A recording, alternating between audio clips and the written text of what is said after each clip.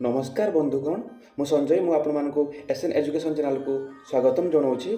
आज आपण बहुत बड़ बिग अपडेट रही शिक्षा संबंधी अपडेट रही जो बंधु मैंने ये चैनल को नुआ कर अनुरोध से इनफॉर्मेटिव वीडियो पाइबापी सब्सक्राइब करनी। चलो देखा कौन अपडेट रही प्रथम देखा कॉलेज कैंपस रे मेला मौज फेब्रुआरी 18 रु युक्त 2 परीक्षा ता पूर्व प्राक्टिकल परे युक्त 3 और पीजी सेमिस्टर परीक्षा आरंभ होउछि। परीक्षा आसुछि एहा भितरे पाठ पढ़ारे मनोनिवेश करने को इच्छा करुथुबा भद्रक स्वयं शासित महाविद्यालय अंतेवासी प्रतिबंधक साजिछि उत्सव।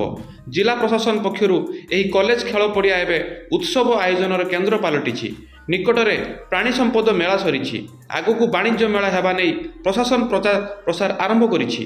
तापरे भद्रायणी हेबा नै चर्चा आरंभ होइछि। भद्रक कॉलेज जिलार गौरव और मनीष गढ़ा हेबार मुख्य स्थान होइथिबा बेले सेही कैंपस रे एही मेला महोत्सव और मौज को नहीं एबे विभिन्न महलरू असंतोष तेजिबार लागिछि। कॉलेज पड़ियारे एबे सबु बेले मेला महोत्सव और नाच गीत लगी रहुछि जहाकू नहीं शैक्षिक परिवेश नष्ट हेउछि।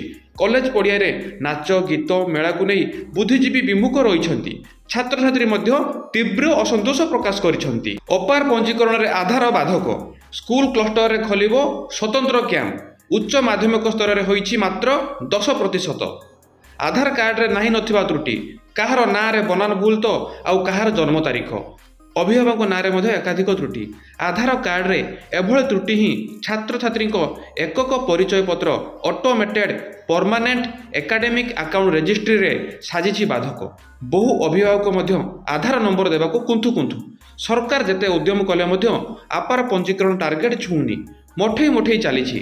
प्रकृत समस्या संपर्क में विद्यालय और गणशिक्षा विभाग अवगत होगा पर क्लस्टर स्तर में आधार संशोधन पर स्वतंत्र कैंप खोलने को निष्पत्ति नहीं। कैंप जरिया आधार संशोधन हो पार जहाँकि अधिक संख्यक पंजीकरण में सहायक होब बोली विभाग आशावादी। ओबीसी परी एससीबीसी रे समान सुविधा मिलिबो।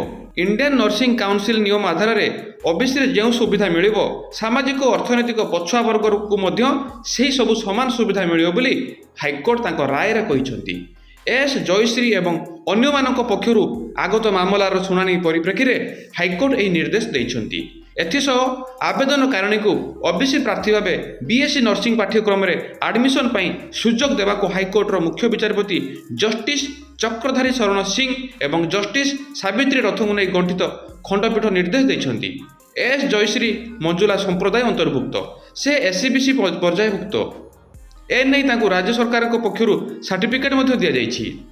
इंडियन नर्सिंग काउंसिल रे ओबीसी 40% संरक्षण रखा बेले एससीबीसी वर्ग को एथिरे सामिल करा जाय नथिला। एहाकु चैलेंज करी आवेदनकारी माने हाईकोर्ट को द्वारस्थ होइथिले। हाईकोर्ट राज्य सरकार रिपोर्ट तलब करथिले। राज्य सरकार पक्षरु एजी पीतांबर आचार्य जवाब रखी दर्शाइथिले जे जने ओबीसी प्रार्थी को जो सुविधा मिलिबो समान सुविधा एससीबीसी प्रार्थी को मध्य दिया जिवो। एही जवाब को ग्रहण करी हाईकोर्ट डीएमईटी को आवेदनकारी प्रार्थित्व को ओबीसी आधार में ग्रहण करने को निर्देश देइछंती।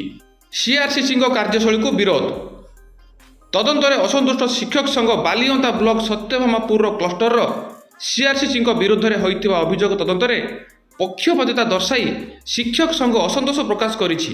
प्रकाश थाउ कि सीआरसीसी निज पदर अपव्यवहार करने सह क्लस्टर परिसर विद्यालय समस्त शिक्षक शिक्षयित्री को कटु भाषा प्रयोग करुले। एपरिकी विद्यार्थी को शिक्षादान समय व्याघात सृष्टि करुवा अभियोग होइथिला। गत सेप्टेम्बर 7 रे एने ब्लॉक शिक्षाधिकारी जिला शिक्षाधिकारी को लिखित अभियोग होइथिला। गत 9 तारिख में सीआरसीसी कार्यशैली को शिक्षादाता विरोध शीर्षक खबर प्रकाश पर गत 16 तारिख में अतिरिक्त ब्लॉक शिक्षाधिकारी यार तदंत करथिले। मात्र उक्त दिन अधिकांश शिक्षक शिक्षयित्री अनुपस्थित थिबा सत्ते काहेकि तदंत करागला बोली शिक्षक संघ प्रश्न उठाइबा सह असंतोष प्रकाश करिछि। ए संक्रांत में अतिरिक्त ब्लॉक शिक्षाधिकारी कोनी देई कहिसंती तदंत रिपोर्ट सूचना शिक्षाधिकारी को प्रदान करा जाइछि से एहार निष्पत्ति नेबे। जिला भित्तिक नियुक्ति दाबी रे पुणी आंदोलन जिला भित्तिक नियुक्ति दाबी रे नवरंगपुर रे पुणी आंदोलन आरंभ होइछि। मिलित क्रियानुष्ठान कमिटीर डाकरा क्रमे जिलार बेकार युवक युवती नवरंगपुर पहुंची विराट शोभायात्रा करी जिलापाल कार्यालय घेराव करिसेंती। धारणा बसी प्रतिवाद जणाइछंती। चलित वर्षरू फकीर मोहन गल्प पुरस्कार ଫକୀରମୋହନ ସାହିତ୍ୟ ପରିଷଦ ତରଫରୁ ଗଳ୍ପ ସାହିତ୍ୟକୁ ପ୍ରୋତ୍ସାହିତ କରିବା ଉଦ୍ଦେଶ୍ୟରେ ଚଳିତ ବର୍ଷଠାରୁ ଫକୀରମୋହନ ଗଳ୍ପ ପୁରସ୍କାର ନାମକ ଏକ ପୁରସ୍କାର ପ୍ରଚଳନ କରିବାର ସିଦ୍ଧାନ୍ତ ନିଆଯାଇଛି। ଫକୀରମୋହନ ବିଶ୍ୱବିଦ୍ୟାଳୟ ଓ ଏହା ଅଧୀନସ୍ଥ ସମସ୍ତ ମହାବିଦ୍ୟାଳୟର ଛାତ୍ରଛାତ୍ରୀ ଏହି ପୁରସ୍କାର ପାଇବା ପାଇଁ ଓଡ଼ିଆ ଭାଷାରେ ଲିଖିତ ଏକ ଗଳ୍ପ ଲିଖନ ପ୍ରତିଯୋଗିତାରେ ଭାଗ ନେବାର ପ୍ରସ୍ତାବ ରଖାଯାଇଛି। ବିଚାରକ ମଣ୍ଡଳୀ ଦ୍ୱାରା ମନୋନୀତ ସର୍ବଶ୍ରେଷ୍ଠ ଗଳ୍ପ ଲେଖକକୁ 5,000 ଟଙ୍କାର ପୁରସ୍କାର ଫକୀରମୋହନ ଜୟନ୍ତୀ ପାଳନ ଅବସରରେ ଅନୁଷ୍ଠିତ ହେଉଥିବା ପରିଷଦର ବାର୍ଷିକ ଉତ୍ସବରେ ପ୍ରଦାନ କରାଯିବ। ଛାତ୍ରଛାତ୍ରୀ ନିଜ ଅନୁଷ୍ଠାନର ଅଧ୍ୟକ୍ଷଙ୍କ ମାର୍ଫତରେ ଏହା ପ୍ରେରଣ କରିବେ। ଏହା ସହିତ ଏକ ଘୋଷଣାନାମାରେ ତାଙ୍କର ମୌଳିକ ଲେଖାବଳୀ ମଧ୍ୟ ପ୍ରକାଶ କରିବେ। ସୁଲିଖିତ ଗଳ୍ପମାନ ଡିସେମ୍ବର 15 ତାରିଖ ସୁଦ୍ଧା ଫକୀରମୋହନ ସାହିତ୍ୟ ପରିଷଦର ସଭାପତି doctor Subhash Chandra Patra, jail road, Baleswar 756001, phone number 9437377619ରେ ଡାକ ଯୋଗେ ପହଞ୍ଚାଇବା ଆବଶ୍ୟକ ବୋଲି ପରିଷଦ ପକ୍ଷରୁ କୁହାଯାଇଛି। ଭିଜିଲାନ୍ସ ଜାଲରେ ବାହାଡ଼ା ଝୋଲା କଲେଜ ଅଧ୍ୟକ୍ଷ। ନୟାଗଡ଼ ଜିଲ୍ଲା ଓଡ଼ଙ୍ଗା ବ୍ଲକ ବାହାଡ଼ା ଝୋଲା ଦଧିବା ମନଜୀଉ ମହାବିଦ୍ୟାଳୟର ଅଧ୍ୟକ୍ଷ ନଳିନୀ ରଞ୍ଜନ ଭୂୟାଁ ଲାଞ୍ଚ ନେବା ବେଳେ ଧରାପଡ଼ିଛନ୍ତି।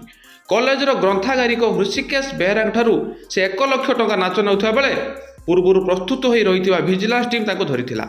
ମିଳିଥିବା ସୂଚନା ମୁତାବକ ବିଭିନ୍ନ କାରଣରୁ ହୃଷିକେଶଙ୍କର ଦରମା ବକେୟା ରହିଯାଇଥିଲା। ଏହାପରେ ଅଧ୍ୟକ୍ଷ ଶ୍ରୀ ଭୂୟାଁ ମଧ୍ୟ ତାଙ୍କର 3 ମାସର ଦରମାକୁ ବିଭିନ୍ନ ଆଳ ଦେଖାଇ ବନ୍ଦ କରିଦେଇଥିଲେ। 1 ଲକ୍ଷ ଟଙ୍କା ଦେଲେ ସେ ସମସ୍ତ ଟଙ୍କା ମିଳିବ ବୋଲି ସେ ହୃଷିକେଶକୁ କହିଥିଲେ। ଅନ୍ୟ ଉପାୟ ନ ପାଇ ହୃଷିକେଶ ଏ ସମ୍ପର୍କରେ ଭିଜିଲାନ୍ସରେ ଅଭିଯୋଗ କରିଥିଲେ। ଆଜି ଯୋଜନା ମୁତାବକ ହୃଷିକେଶ ମହାବିଦ୍ୟାଳୟର ଅଧ୍ୟକ୍ଷ ଶ୍ରୀ ଭୂୟାଁଙ୍କୁ ରାସାୟନିକ ପ୍ରଲେପ ଦିଆଯାଇଥିବା 1 ଲକ୍ଷ ଟଙ୍କା ଦେବା ସମୟରେ ଭିଜିଲାନ୍ସ ଟିମ୍ ତାଙ୍କୁ ଧରିବା ସହ ଲାଞ୍ଚ ଟଙ୍କା ଜବତ କରିଥାଏ। ତେଣୁ ଆଜି ପାଇଁ ନ୍ୟୁଜ୍ ଅପଡେଟ୍ ଏତିକିରେ ସମାପ୍ତ ହେଉଛି। ଆପଣମାନଙ୍କୁ ନ୍ୟୁଜ୍ ଅପଡେଟ୍ କେମିତି ଲାଗିଲା ନିଶ୍ଚିତ କମେଣ୍ଟ ମାଧ୍ୟମରେ ଜଣାଇବେ। ଆଉ ଯେଉଁ ବନ୍ଧୁମାନେ ଏହି ଚ୍ୟାନେଲକୁ ନୂଆ କରି ଆସିଛନ୍ତି ସେମାନଙ୍କୁ ଅନୁରୋଧ ସେମାନେ ସବସ୍କ୍ରାଇବ୍ କରିନିଅନ୍ତୁ, ଫଳରେ ନୂତନ ଇନଫର୍ମେଟିଭ୍ ଭିଡ଼ିଓ ଆପଣ ସର୍ବପ୍ରଥମେ ପାଇଯିବେ। ଆଜି ପାଇଁ ମୁଁ ରହୁଛି ସଞ୍ଜୟ। ଭଗବାନ ସମସ୍ତଙ୍କର ମଙ୍ଗଳ କରନ୍ତୁ। ଜୟ ଜଗନ୍ନାଥ। ବନ୍ଦେ ଉତ୍କଳ ଜନନୀ।